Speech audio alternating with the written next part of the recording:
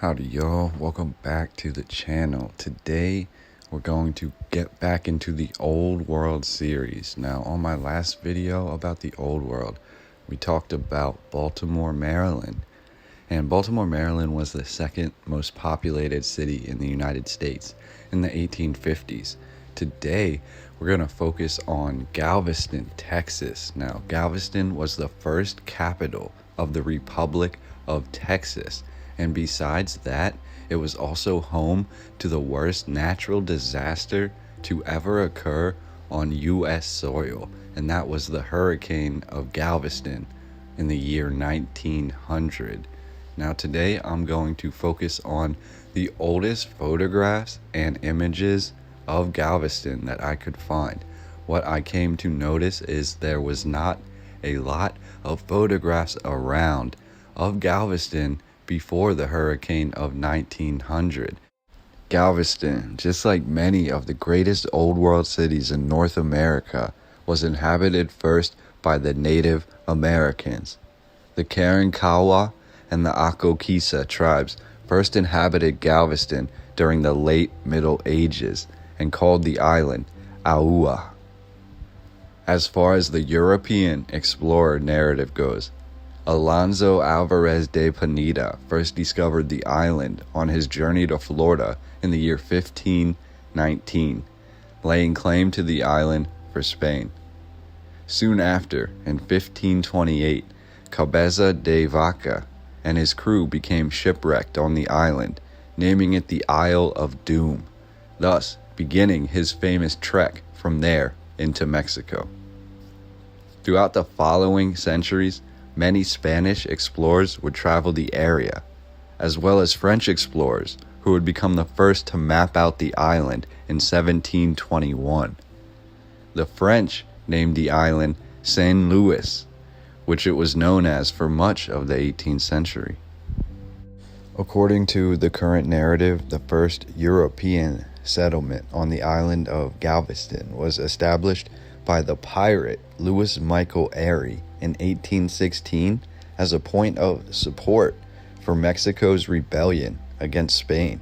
Following Mexico's successful revolution against the Spanish, the port of Mexico was established and opened in Galveston in 1825. By 1836, Galveston was the first capital of the Republic of Texas, and a Canadian-born man, Michael Bramamore Menard, purchased 4,600 acres of land from the Austin colony, which would go on to become Galveston. The Congress of Texas surveyed the land in 1837, and by 1838, they began selling off the plots. By this time, the old French name of St. Louis was abandoned, and Galveston was fully adopted as the new name of this city. So I find it really interesting in the narrative that they say that this land and this city was known about for hundreds of years before anyone really established any sort of colony there. So I'm just wondering how long that the so-called original inhabitants of this land remained there while the Europeans also tried to settle this land. It doesn't really discuss if there was any sort of battles that ensued, but they do go on to say that after Galveston was established and through the mid-1800s, it played an important role in the Civil War. They say there was a battle called the Battle of Galveston that was held in Galveston Bay, and this occurred in 1863. Now, Abraham Lincoln announced the Emancipation Proclamation in 1862, and it basically declared that all men would be free by 1863, by the end of that year. This is important because basically Texas was not adhering to this ruling. So in 1865, the Union troops held a blockade of the Galveston Bay, basically trapping the remaining Confederate troops, and at the same time they marched through the streets of Galveston, going from building to building, announcing that all men were free. And This was one of the most important moments, they say, in the history of Galveston and in the history of the Civil War. At this point, it was basically declared in all states that were part of the United States that all men would be free, and even the last holdouts, like Galveston, were now under Union control. So I found that to be really interesting and really important to the history of Galveston. So for the next part of this video, I'm just going to go over all these different things that they say Galveston was the first in Texas to have. And you're going to be really shocked, I believe, when you hear all these different things that these areas in Texas did not have before Galveston. Almost like Galveston was of the utmost importance, or Galveston may have had pre-existing conditions, we'll call them, that allowed for this sort of construction to take place. So if you don't want to hear this list, or you're not interested in what the narrative has to say Galveston basically had within its city, you can mute the video now and just check out these old world photographs. But I'm going to get right into it. So not exactly a first, but one of the largest causeways in America at this time was constructed connecting the island of Galveston to the mainland of Texas. And they say in this narrative this was built in 1860. Now this causeway was over 2 miles long, and it paved the way for railroad travel into the city. Galveston had Texas's first post office, constructed in 1836. Galveston had Texas's first Navy base, also built in 1836. Galveston had the first chapter of the Texas Masonic Order, established in 1840. And the first cotton compress of Texas was built and used in Galveston in 1842. The first parochial school of Texas was established in Galveston in 1847, and this was the magnificent Ursuline Academy, which looks like a castle out of England or somewhere else in Europe. It is fascinating. Texas's first insurance company was created in Galveston in 1854, and the very first gas lights used in all of Texas were used in Galveston in 1856. The first Roman Catholic hospital of Texas, St. Mary's, was built in Galveston in 1866, and the first Jewish congregation of Texas was formed in Galveston in 1868. Texas's first opera house, orphanage, and medical college were established in Galveston in 1870, 1876, and 1891 respectively, and the first telephone is said to have been used in Texas in Galveston in 1878. The first electric lights were used throughout Galveston beginning in 1883, and this narrative goes on to say that the first custom house of Texas was built all the way back in 1838 in Galveston. The First National Bank of Texas was founded in Galveston in 1865. The first newspaper building, strictly built for newspaper printing and development in Texas, was constructed in Galveston in 1884. The first African American school in all of Texas was also built in 1884, and this was the Central High School. The first school for nurses in all of Texas was built in Galveston in 1890. The first Texas Public Library was founded in Galveston in 1871. The first telegraph used in all of Texas occurred in Galveston in 1854, and the first golf or country club of Texas was built in Galveston in 1898.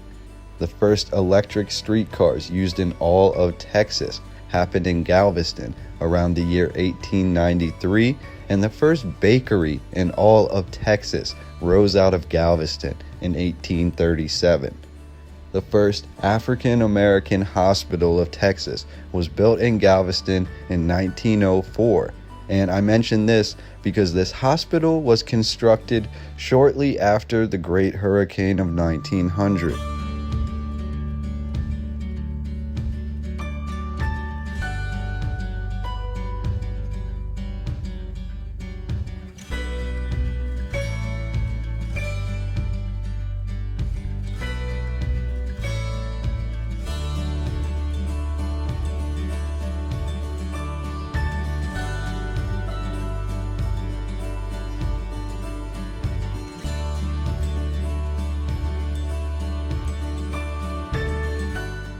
But before we get into that, let's just take a couple more looks at some of these old world photographs of pre-Hurricane 1900 Galveston, Texas.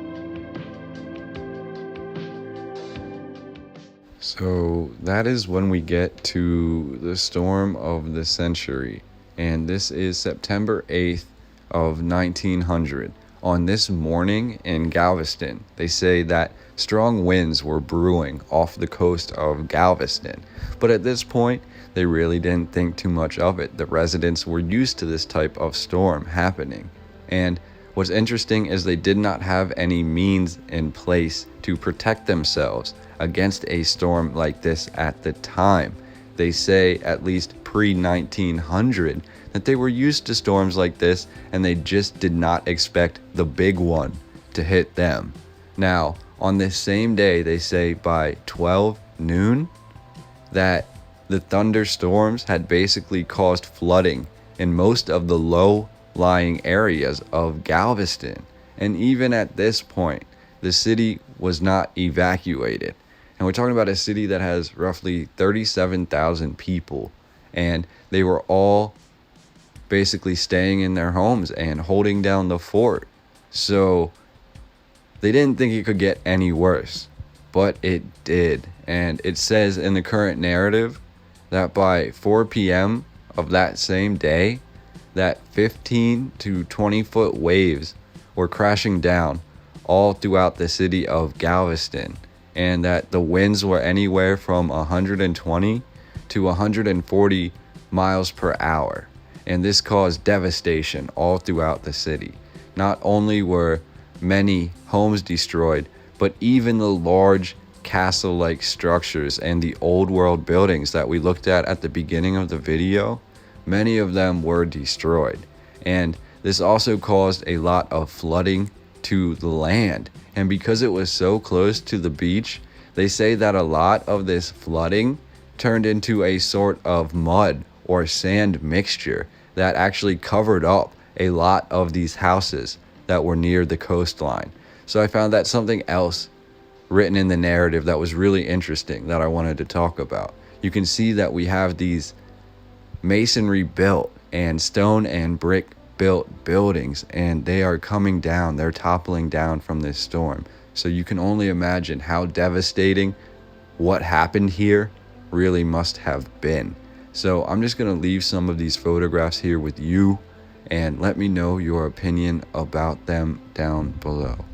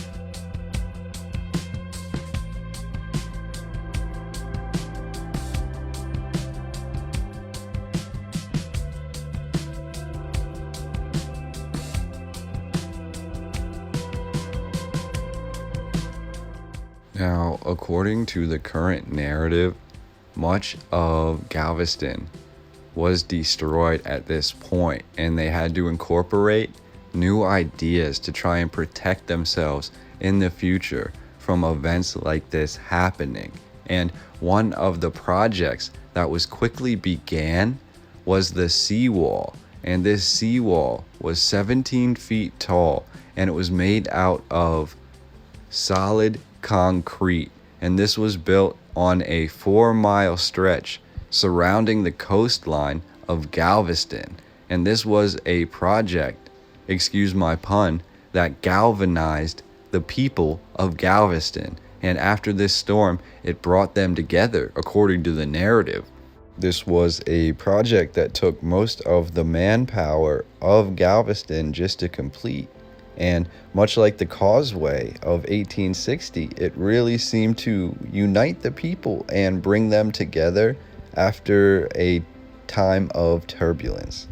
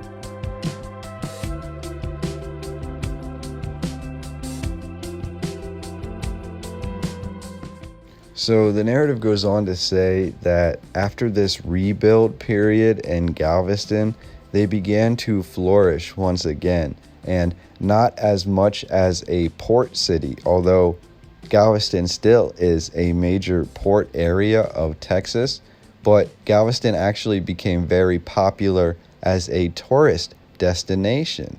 And this sort of idea in regards to Galveston still holds true to this day, as Galveston is still one of the main tourist cities on the coast of Texas. And you'll find that in the current narrative, they say by the 1920s and 1930s, Galveston was full of these different piers and different amusement parks and boardwalks that were accompanied by what they call vices, or different things that were frowned upon at the time, including many bars, brothels, and casinos.